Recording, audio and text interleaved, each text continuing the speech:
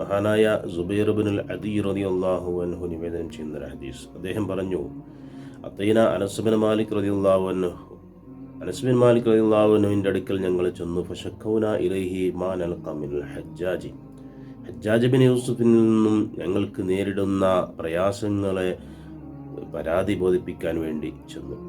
അപ്പോൾ അദ്ദേഹം പറഞ്ഞ മറുപടി, ഇസ്ബിറൂ, നിങ്ങൾ ക്ഷമിക്കൂ, ഫഇന്നഹു ലാ യഅതി അലൈക്കും സമാനുൻ ഇല്ലാ വല്ലദി ബഅദഹു ശർറും മിൻഹു ഹത്താ തൽഖൗ റബ്ബക്കും. നിങ്ങളുടെ റബ്ബിനെ കണ്ടെത്തുന്നത് വരെ, അഥവാ അന്ത്യനാളിൽ അള്ളാഹുവിനെ ആഖിറത്തിൽ കാണുന്നത് വരേക്കും നിങ്ങൾക്ക് പ്രയാസങ്ങൾ ഇങ്ങനെ ഉണ്ടായിക്കൊണ്ടേയിരിക്കും. അത് ഒരു കാലം അതിൻ്റെ തൊട്ട് മുമ്പുള്ള കാലത്തേക്കാൾ പ്രയാസമായിരിക്കും ഉണ്ടാവുക എന്ന്. ഇത് സമിഅതുഹു മിൻ നബിയിക്കും സല്ലല്ലാഹു അലൈഹി വസല്ലമ, നിങ്ങളുടെ നബി സല്ലല്ലാഹു അലൈഹി വസല്ലമ തങ്ങളുടെ അടുക്കൽ നിന്ന് ഞാൻ കേട്ട കാര്യമാണ്.